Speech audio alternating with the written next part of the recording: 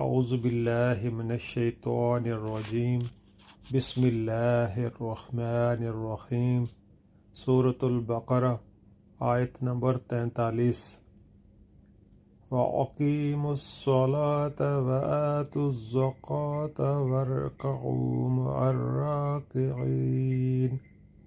ترجمہ: نماز قائم کرو، زکوٰۃ دو، اور جو لوگ میرے آگے جھک رہے ہیں ان کے ساتھ تم بھی جھک جاؤ۔ نماز اور زکوٰۃ ہر زمانے میں دین اسلام کے اہم ترین ارکان رہے ہیں۔ تمام انبیاء کی طرح انبیاء بنی اسرائیل نے بھی اس کی سخت تاکید کی تھی، مگر یہودی ان سے غافل ہو چکے تھے۔ نماز باجماعت کا نظام ان کے ہاں تقریباً بالکل درہم برہم ہو چکا تھا۔